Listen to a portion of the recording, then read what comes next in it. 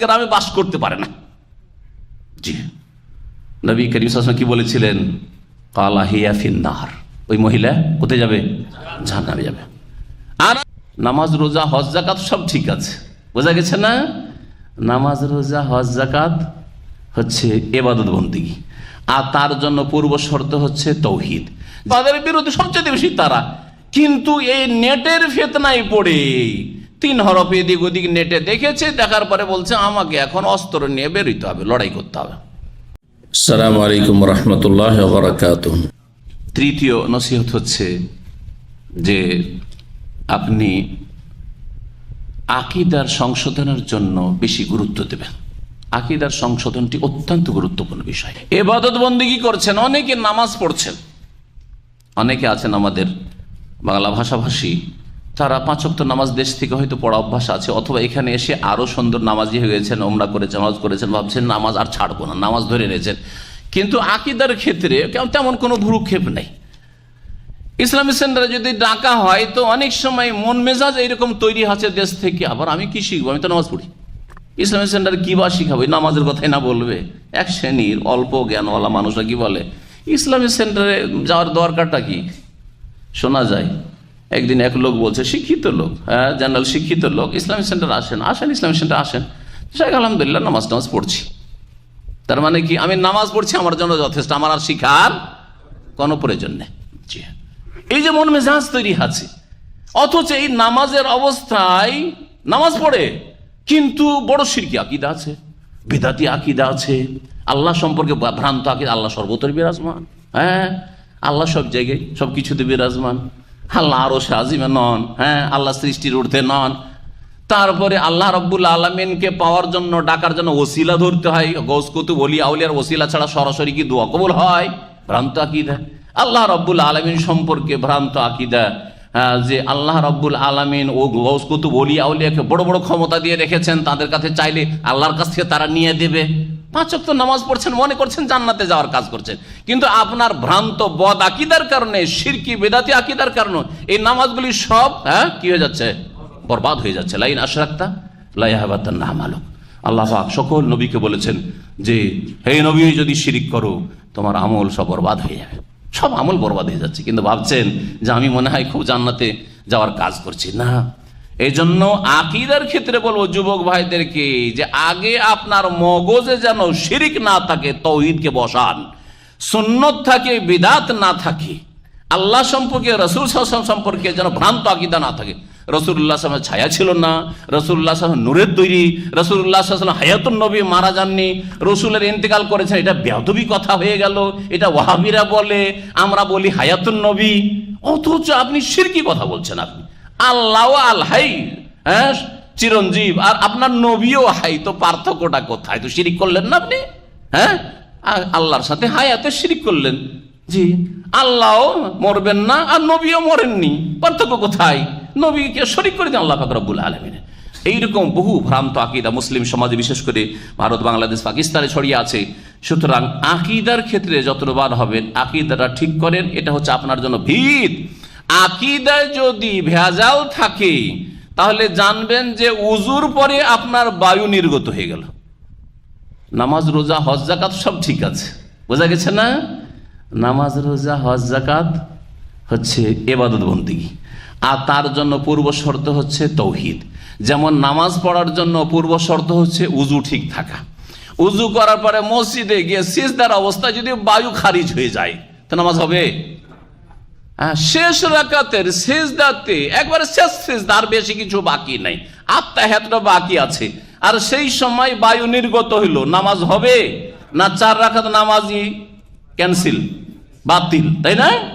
ওই রকমই 80 বছর বাঁচলেন আর 80 বছরে 1 ওয়াক্ত নামাজ ছাড়েননি, সুন্নত নফল কিছুই ছাড়েননি, বেতর ছাড়েননি, তাহাজ্জুদ ছাড়েননি, ইশরাক সালাতুল জাস্তের নামাজও ছাড়েননি, এত নামাজ পড়ে কিন্তু শিরক আছে যে যা দিয়ে আপনার ইসলামের বায়ু নির্গত হয়ে গেল, যার ফলে আপনার ঈমান নষ্ট হয়ে গেল, ওযু ভঙ্গ হওয়ার মতো ঈমান নষ্ট হয়ে গেল। লাইন আশরাকতা লা ইয়াহবাতান্না আমালুকা, সমস্ত আমল ধ্বংস হয়ে গেল। ওয়ালা তাকুনান্না মিনাল খাসিরিন, সুতরাং তুমি ক্ষতিগ্রস্তরা, যারা জাহান্নামী তারাই ক্ষতিগ্রস্ত, তাদের দলে শামিল হয়ে যাবে। আকীদার গুরুত্ব দেবেন। নবী মুহাম্মদ রাসূলুল্লাহ সাল্লাল্লাহু আলাইহি ওয়াসাল্লাম যখন মুআয বিন জাবাল রাদিয়াল্লাহু তাআলা আনহুকে পাঠিয়েছিলেন দ্বীনের দাওয়াত দেওয়ার জন্য এবং গভর্নর করে দায়িত্বশীল করে ইয়ামান দেশে, তখন তাকে কয়েকটা নসিহত করেছিলেন। প্রথম নসিহত ছিল কি, আউয়ালা মা তাদউহুম ইলাইহি শাহাদাতু আল্লা ইলাহা ইল্লাল্লাহ। সর্বপ্রথম যেই বিষয়টির জন্য মানুষকে দাওয়াত দেবে, আহ্বান করবে, শিক্ষা দেবে, সেটা হচ্ছে তৌহিদের দাওয়াত, লা ইলাহা ইল্লাল্লাহর দাওয়াত। অন্য রিওয়ায়াতে রয়েছে আইয়াহিদুল্লাহ, আল্লাহর ওয়াহদানিয়ত, একত্বের দাওয়াত দেবে, একত্বের তৌহিদের দাওয়াত দিতে হবে। আগে নামাজ পড়াবে এই কথা বলেননি, আগে যাকাত নেবে, পয়সার দরকার, অর্থনীতিকে মজবুত করতে হবে। আমাদের অর্থনৈতিক অবস্থা দুর্বল হয়ে আছে, পয়সার প্রয়োজন রয়েছে, দেশ পরিচালনা সব করেন নাই। এক নম্বরে তৌহিদের দাওয়াত দেবে। যদি তৌহিদ তারা মানে, তখন ফাআলিমহুম, জানিয়ে দাও, আন্নাল্লাহ কাদ ইফতারাযা আলাইহিম খামসা সালাওয়াতিন ফি কুল্লি ইয়াউমিন ওয়া লাইলা, 5 ওয়াক্ত নামাজ দিন রাতে আল্লাহ পাক ফরজ করেছেন। 2 নম্বরে 5 ওয়াক্ত নামাজ যখন বললে, সেটাও যখন মেনে নেবে, তখন তাদেরকে জানিয়ে দাও যে আন্নাল্লাহ ইফতারাযা আলাইহিম যাকাতান ফি আমওয়ালিহিম, তাদের ধন সম্পদে আল্লাহ পাক যাকাত ফরজ করেছেন। তুখাযু মিন আগনিয়াহিম ফাতুরাদ্দু আলা ফুকারাহিম, তাদের যারা বিত্তবান সচ্ছল তাদের কাছ থেকে নিয়ে তাদের গরিবদের মাঝে বন্টন করে দিতে হবে। আর জুলম অত্যাচার করবে না, শেষখানে বলছেন জুলম অত্যাচার করবে না।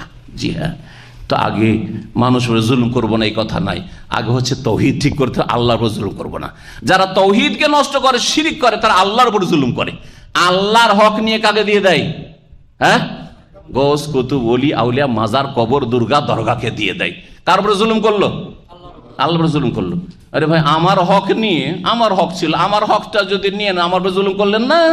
তো আমার উপরে জুলুম করলে যদি এত বড় কাবিরা গুনহার জুলুম হয়, আল্লাহর উপর যে যারা জুলুম করে শিরকের মাধ্যমে, তারা কত বড় জালেম। এই জন্যই তো ইন্না শিরকা লাযুলমুন আযীম, আল্লাহ বলেছেন শিরক হচ্ছে সবচেয়ে বড় জুলম, সবচেয়ে বড় জুলম। আল্লাহর উপর জুলুম করলেন আপনি, জালেম আপনি, আল্লাহকে আপনি মাজলুম বানিয়েছেন, আপনি আল্লাহর হক কেড়ে নিয়েছেন, আল্লাহর হককে নষ্ট করেছেন, আপনি কত বড় অপরাধী। আপনি রাসূলের হক নষ্ট করেছেন বিদআত করে, সুতরাং বিদআত করবেন না। যারা বিদআত করে তারা রাসূলুল্লাহ সাল্লাল্লাহু আলাইহি ওয়াসাল্লামের হককে নষ্ট করেছে। সাধারণ মানুষের উপর জুলুম করেনি, কার উপর জুলুম করেছে? মুহাম্মদ রাসূলুল্লাহ সাল্লাল্লাহু আলাইহি ওয়াসাল্লামের উপর জুলুম করেছে।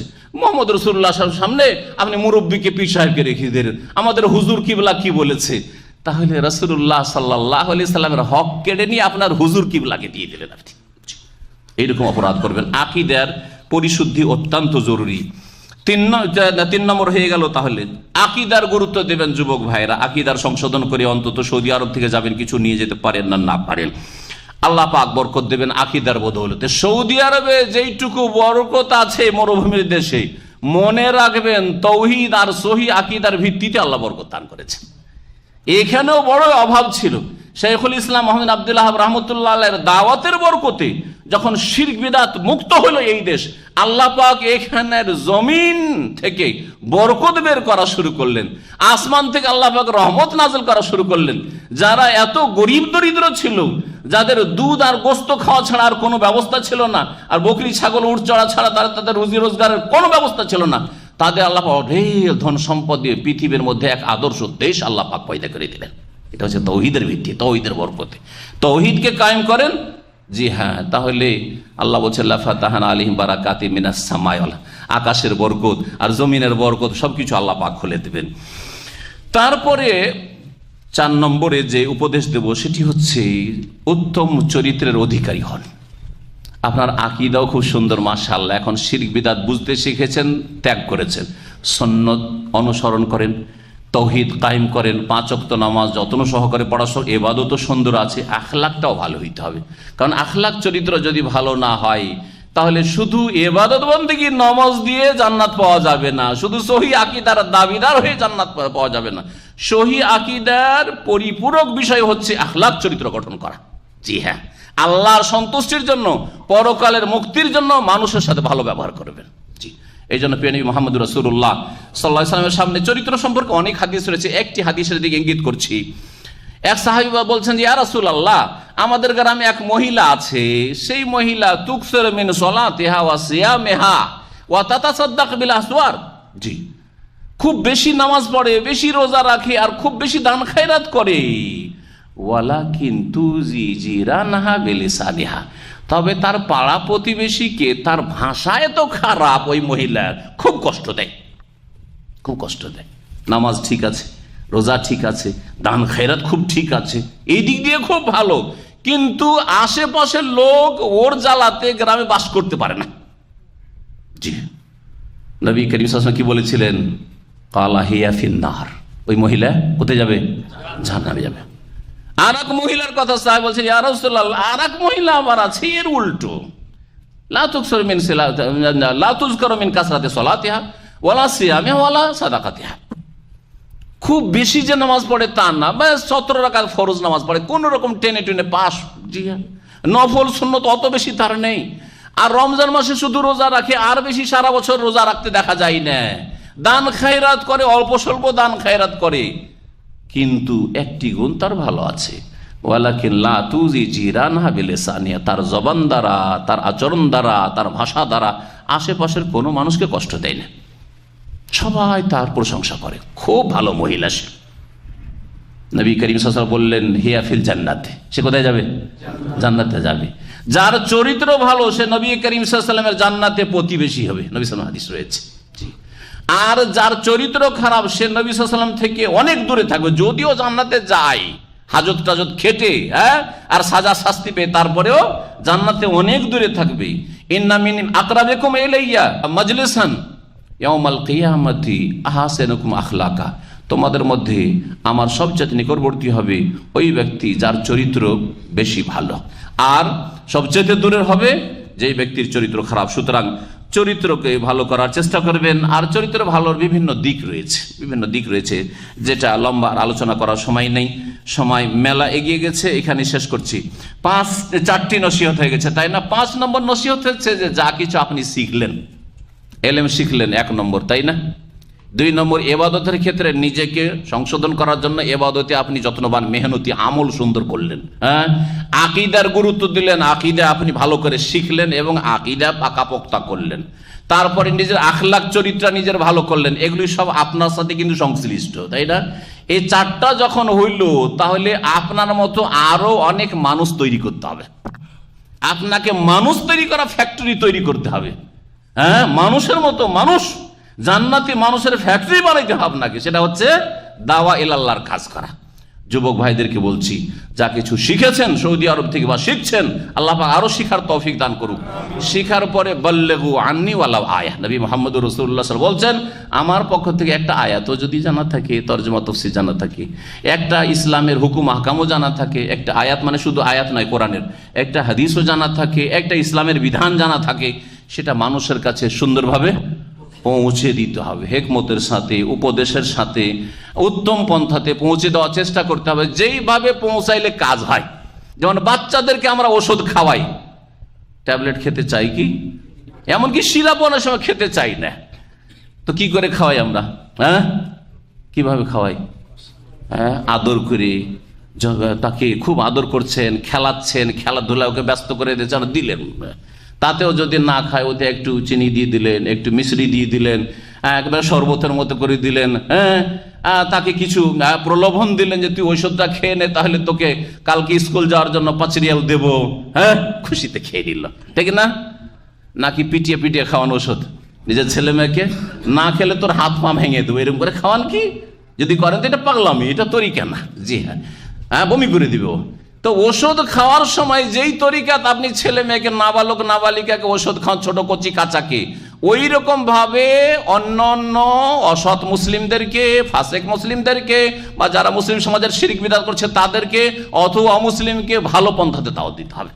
উদউ ইলা সাবিলি রাব্বিকা বিল হিকমাতি ওয়াল মাউইযাতিল হাসানাতি ওয়াজাদিলহুম বিল্লাতি হিয়া আহসান, ভালো পন্থায় দাওয়াত যা শিখেছেন তা পৌঁছাতে হবে। আল্লাহ পাক এই দায়িত্ব দিয়েছেন, এবং আপনার এই দাওয়াতে যত লোক হেদায়েত হবে, বেনামাজি নামাজি হচ্ছে আপনার কথার মাধ্যমে, আপনার পরিশ্রমের মাধ্যমে, আপনার দাওয়ার মাধ্যমে। একটা অমুসলিম মুসলিম হয়েছে, একটা বিদাতি সুন্নতি হয়েছে, একটা মুশরিক তৌহিদবাদী হয়েছে, একটা অসৎ মানুষ হারাম খেত হালাল খেতে শিখেছে। হ্যাঁ, এইরকম ভাবে যত লোক আপনার মাধ্যমে হেদায়েত হবে, আপনার স্ত্রী, ছেলে মেয়ে, বাপ মা, আত্মীয় স্বজন থেকে শুরু করে যে কোনো মানুষ হোক না কেন, এক ভাগ করে তাদের নেকিগুলি আপনার আমলনামাতে আসতেই থাকবে। এই মর্মে নবী মুহাম্মদ রাসূলুল্লাহ সাল্লাল্লাহু আলাইহি ওয়াসাল্লাম সহিহ মুসলিম হাদিসে, মান দাআ ইলা হুদান, কেউ যদি হেদায়েতের দিকে আহ্বান করে, কানা লাহু মিনাল আজরে, তার নেকি হবে মিসলা উজুরে মান তাবিয়াহু, যারা তাকে ফলো করলো, তার অনুসরণ করলো, তার কথা মানলো, তাদের সমান নেকি তার হতে থাকবে। লা ইয়ানকুসু যালিকা মিন উজুরিহিম শাইআ, যারা ফলো করলো তাদের নেকি কমিয়ে তাদেরগুলো কেটে দেওয়া হবে না, বরং আল্লাহ পাক তার পক্ষ থেকে স্পেশাল আর অতিরিক্ত নেকি দিতে থাকবেন। আল্লাহ পাক যেন এই নেকিতে অংশ নেওয়ার জন্য দিনের দাওয়াত দেওয়ার তৌফিক দান করেন। তাতে দুনিয়া এবং আখিরাতের কল্যাণ রয়েছে। এবং দিনের দাওয়াতের কাজ সবচেয়ে ভালো কাজ। সবচেয়ে ভালো মানুষ কারা একটু আগে শুনলেন, তাই না? কারা? আম্বিয়া রসুলগণ। আম্বিয়া রসুলদের পেশা কি ছিল? ডাক্তার ছিলেন, ইঞ্জিনিয়ার ছিলেন, হ্যাঁ, তারা কার্পেন্টার ছিলেন, মেকানিক ছিলেন, তারা কি ছিলেন? সবাই দায়ী আল্লাহ ছিলেন। তাদের পেশায় কি ছিল? কুল হাযিহি সাবিলি আদউ ইলাল্লাহ, দাওয়া ইলাল্লাহর কাজ করা। ইয়া আইয়ুহান নাস কুলু লা ইলাহা ইল্লাল্লাহ, হে মানব সব লা ইলাহা ইল্লাল্লাহর দিকে এসো, আল্লাহ ছাড়া কোনো সত্য মাবুদ নেই, এদিকে আসো। জি হ্যাঁ, এই ছিল আম্বিয়া রাসূলগণ সকলের দাওয়াত। তাদের পেশাই ছিল নেকির কাজের দিকে আহ্বান করা, গুনাহের কাজ থেকে সতর্ক সাবধান করা। 6 নম্বর নসিহত দিয়ে শেষ করব, সেটা হচ্ছে ফিতনার যুগ সব সময়, তবে বর্তমান যুগটি আরো বেশি ফিতনার। একটা যুগ ছিল নিজের গ্রামের এ পাশের লোক ওই পাশের খবর রাখতাম না, ঠিক কিনা? বরং বাড়ির বাইরে আপনার ছেলে আছে, খবরই রাখেন না যে কোথায় যে আমার ছেলেটা আছে না আছে। হ্যাঁ, আর এখন কোথায় আছে, কত মিনিট আর লাগবে, কতখানি এগিয়ে আসলো, হ্যাঁ, সবকিছু জানতে পারছেন না? পারছেন না? হ্যাঁ, ছবিতে দেখতে পাচ্ছেন, এই যে দেখছেন না, আমি অমুক বিল্ডিং এর সামনে দাঁড়িয়ে আছি, দেখাচ্ছেন না? সুবহানাল্লাহ। পৃথিবী নেটের মাধ্যমে মানুষের মুঠের মধ্যে চলে এসে এই বিশাল পৃথিবী মানুষ কি করেছে? নিজের মুষ্টিতে নিয়ে এনেছে, হাতের তলাতে। তাহলে দুনিয়ার যত কি রয়েছে, ফিতনা রয়েছে। আর ফিতনা 2 রকমের, এক হচ্ছে সংশয়ের ফিতনা, আর এক হচ্ছে কিসের ফিতনা? কুপ্রবৃত্তির ফিতনা। আরবিতে এক হচ্ছে শুবহাতের ফিতনা, সংশয়, আর এক হচ্ছে শাহওয়াত, কুপ্রবৃত্তির ফিতনা। সংশয়ের ফিতনা যেমন কুফরির ফিতনা। মুসলিম বাপ মা বড় দিনদার, তাহাজ্জুদ গুজার ছেলে কোথায় নেটে ঢুকে কাদিয়ানি হয়ে গেছে, ইন্না লিল্লাহি ওয়া ইন্না ইলাইহি। ছেলে হয়ে গেছে আহলে কোরআন হয়ে গেছে, হাদিস কি অস্বীকার করছে। ছেলে মুরতাদ হয়ে গেছে, কোন নাস্তিকের পাল্লায় পড়ে, কমিউনিস্টের পাল্লায় পড়ে। ছেলে সেকুলার ধর্মনিরপেক্ষতা বিশ্বাসী হয়ে গেছে। ছেলে খ্রিস্টান হয়ে গেছে, ছেলে হিন্দু হয়ে গেছে। সবকিছু হতে পারে না? নেটের যুগে সব আছে, ভালো আছে, মন্দ বেশি আছে, আছে না নেই? কুফরির ফিতনা, শিরকের ফিতনা, মুনাফিকের ফিতনা, আর বেদাতের ফিতনা। ছেলে আহলে হাদিস ঘরের, সালাফি ঘরের ছেলে বেদাতি হয়ে গেছে, হচ্ছে না? আহলে হাদিস ঘরের ছেলে জঙ্গি হয়ে গেছে। ওর বাপ মা কি জঙ্গি ছিল? ওর পূর্বপুরুষ জঙ্গি ছিল না? আহলে হাদিসরা জঙ্গিবাদ শিখায়, জঙ্গিবাদের বিরুদ্ধে সবচেয়ে বেশি তারা।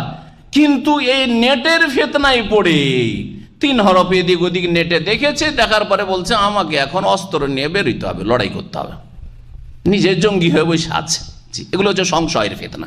খারিজিদের ফিতনা সংশয়ের ফিতনা।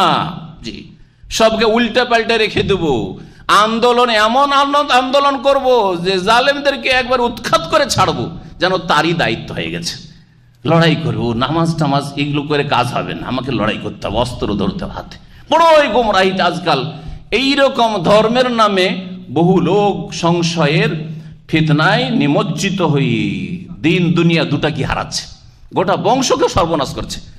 আপনার বংশ থেকে ভাইরা, আত্মীয় স্বজনরা, গ্রামের একজন যদি জঙ্গি হয়ে যায়, গোটা গ্রামের ওপর নজরদারি চলছে, ঠিক কিনা? বালা মুসিবতে ফেলে দিয়েছে গ্রামবাসী, গোটা বংশ পিছনে উঠে পড়ে লেগে গেছে, হচ্ছে না? দাড়িওয়ালা সকলের পিছনে লেগে গেছে। এগুলোর পিছনে কারণ হচ্ছে এই জঙ্গি খারেজিগুলো। সংশয়ের ফিতনা আজকাল বড় ফিতনা। জি হ্যাঁ, এই ফিতনা থেকে যুবকরা বেঁচে থাকবেন, এই হচ্ছে এক নসিহত। 2 নম্বর ফিতনা হচ্ছে শাহওয়াতের ফিতনা। শাহওয়াত, জেনার ফিতনা, সমকামিতার ফিতনা, ব্লু ফিল্মের ফিতনা, তারপরে এই যে নেটে প্রেমের ফিতনা, ফেসবুকে পরিচয় হলো আর তারপরে বিয়ে করবে, এক লোক পরিবার নিয়ে মদিনায় থাকে, আর তার ছেলে নেটে পরিচয় হয়ে গেছে এক মেয়ের সাথে, যে ব্রাজিল কোথায় কোন দেশে থাকে, ওই আমেরিকার আশেপাশে একটা দেশে। এখন ও কি বিয়ে করবে? আর এক লোক এখানে, সে বিবাহিত মানুষ, কয়েক বছর আগের ঘটনা, দাম্মামে থাকে, আমাকে এসে বলছে যে শেখ আমি অস্ট্রেলিয়ায় বিয়ে করব। তা আমি বললাম যে অস্ট্রেলিয়ায় বিয়ে করবেন কেন, আপনার বিবি বাচ্চা নেই? বলছে আমার স্ত্রী আছে, একটা মেয়ে আছে। বিয়ে কেন করবেন? সে বিয়ে তো করা যাবে। হ্যাঁ করা যাবে, মশলা আপনার চেয়ে বেশি আমি জানি। হ্যাঁ, যে একটা না চারটা করা যাবে এটা জানা আছে, কিন্তু তার জন্য কিছু শর্ত আছে, ইনসাফ করতে হবে, গায়ে শক্তি থাকতে হবে, পয়সার শক্তি থাকতে হবে, আল্লাহর ভয় থাকতে হবে। হ্যাঁ, তো আপনার আল্লাহর ভয় বলছেন আমি করবো, এটাকে রাখবো না। তারপরে বলে ওঠে যে এটাকে রাখবো না, আগেরটাকে রাখবো না। কেন রাখবে না? একটা সংসার তো আমরা সহজে ভাঙতে বলবো না, তাই না? এটা অসৎ পরামর্শ। কেন? বলছি এই মহিলা ভালো না। তা বললাম কোথায় বিয়ে করছেন? অস্ট্রেলিয়া। বলছি কি মুসলিম পরিবারে? বলছেন না, সে অমুসলিম ছিল, বয়স কত? 25 না 30। আমি বললাম 30 বছর পর্যন্ত কুফুরের অবস্থায় থাকলো, আজকে আপনার প্রেমের জালে ফেসেছে, সে হয়ে গেল সতী। আপনার মুসলিম পরিবারের একটা মেয়ে আজকে অসতী হয়ে গেল আপনার কাছে, যাকে দেখতে না পারি তার চলন বাঁকা। হ্যাঁ, সারা জীবন পাপে ডুবে থাকলো, অবাধ মেলামেশা, সেই মেয়েটা আপনার চয়েস হয়ে গেল এই কিসের ফিতনায়? নেটের ফিতনায়, শাহওয়াতের ফিতনায়। এই ফিতনা থেকে আপনাকে বাঁচিয়ে রাখতে হবে। ঘন্টার পর ঘন্টা ফেসবুক দেখতে ভালো লাগছে, ক্লান্তি লাগছে না কেন? কারণ সুন্দর সুন্দর মহিলা দেখতে পাচ্ছেন, টাইম পাস হয়ে যাচ্ছে। হ্যাঁ, ওর মধ্যে যদি আরো কিছু এর চাইতে খারাপ থাকে, টাইম যে কখন রাত 10টা থেকে 12টা 1টা হয়ে গেছে, আরে বাপরে বাপ। দেখা যাচ্ছে এক লোক রাত 2টো, 2:30, 3টেই ফেসবুক কখন বন্ধ করেছে বা নেট কখন বন্ধ করেছে, তার মোবাইলের রিপোর্ট আসছে যে রাত 2:30, 3টায় বন্ধ করেছে। 2:30, 3টায় যদি সে মোবাইলই বন্ধ করে, নেট বন্ধ করে, তাহলে ঘুমাবে কখন? আর সকালবেলা তার ফরজ ডিউটি বা কেমন করে করবে? ছেলে মেয়েদের হকই বা কি করে আদায় করবে? বাপ মারি বা কি করে হক আদায় করবে? আর কাজেরই বা কি করে হক আদায়, খেয়ানত করবে? ডিউটিতে গিয়ে ঘুমাবে। হ্যাঁ, আল্লাহর হক নষ্ট ফজর, আর মানুষের হক নষ্ট করবে। এই যে ফিতনা, এই ফিতনার যুগে সমস্ত রকমের ফিতনা থেকে বললাম, সংশয়ের ফিতনা ইঙ্গিত করলাম যে কি কি ফিতনা হতে পারে। শাহওয়াতের ফিতনাতে বাঁচিয়ে রাখবেন, নাস্তিকতার ফিতনা থেকে বাঁচিয়ে রাখবেন। আজকাল মুসলিম সমাজে দুটো বড় ফিতনা। যারা দুনিয়া শিখতে যাচ্ছে তারা অধিকাংশ ছেলেরা বেদিন নাস্তিক হয়ে যাচ্ছে, বড় ফিতনা। কুফুরের অবস্থায় মরবে, সব জাহান্নামে যাবে। আর যারা ধর্মের দিকে যাচ্ছে তাদের একটা অংশ 3 হরফ পড়ে বড় মুফতি সেজে যাচ্ছে, আর নিজের হাতে আইন কানুন নিয়ে জঙ্গি হতে যাচ্ছে। এটা আর এক বড় ফিতনা। আপনাকে 2 ফিতনা থেকে বাঁচাইতে হবে, এই বলে আমার কথা শেষ করব। এক হচ্ছে নাস্তিকতা আর ধর্মনিরপেক্ষতা, এই গুমরাহি, বেদিনী, বিধর্মিতা, এর ফিতনা থেকে বেনামাজি, আপনার ছেলে মেয়েরা বেনামাজি হতে যাচ্ছে, বেহায়া বেপর্দা হতে যাচ্ছে, অবাধ মেলামেশায় ডুবে যাচ্ছে, কাফেরদের সভ্যতা তারা নিজের ঘরে মুসলিম সমাজে নিয়ে আসছে। এই গুমরাহি থেকে ছেলে মেয়েদেরকে বাঁচাতে হবে, আপনাকে নিজেকে বাঁচাতে, যুবককে বাঁচাতে হবে। আর এক ফিতনা হচ্ছে যে দিন শিখতে যে আর এক গর্তে আছাড় খেয়ে পড়ছে, খারেজিদের গর্তে, জঙ্গিদের গর্তে, টেররিস্টদের গর্তে গিয়ে আছাড় খেয়ে পড়ছে। আর তারা কেলাব আহলিন্নার, জাহান্নামের কুকুর সাজছে। নবী করিম সাল্লাল্লাহু আলাইহি ওয়াসাল্লাম বলেছেন এরাও জাহান্নামে যাবে। এই 2 জাহান্নামে যাওয়া গোমরাহদের রাস্তা থেকে আপনাকে নিজেকে বাঁচাইতে হবে, আপনার ছেলে মেয়েদেরকে বাঁচাইতে হবে। ছেলেকে তৌহিদবাদী মুসলিম করতে হবে, রসুলের সুন্নতের অনুসারী বানাইতে হবে, 5 ওয়াক্ত নামাজি বানাইতে হবে, ফরজ অজেবের হেফাজতকারী বানাইতে হবে, হারাম নাজায়েজকে চেনে এবং হারাম নাজায়েজ থেকে যেন বাঁচতে পারে ছেলে মেয়ে, ওই রকম ছেলে মেয়ে আপনাকে তৈরি করতে হবে। আপনার মেয়েরা যাতে করে পর্দা বুঝে, যে পর্দা কি জিনিস, পর্দা দিয়ে সম্মানিত করা হয়েছে নারীদেরকে, এই কথা আপনাকে শিখাইতে হবে এবং এইভাবে তরবিয়ত করতে হবে। আল্লাহ পাক আমাদের ছেলে মেয়েদেরকে, আমাদের মুসলিম সমাজকে সমস্ত রকমের ফিতনা থেকে বেঁচে থাকার যেন তৌফিক দান করেন। ওয়া সাল্লাল্লাহু ওয়া সাল্লাম আলা নবিয়িনা মুহাম্মদ ওয়া আলা আলিহি ওয়া সাহবিহি আজমাইন।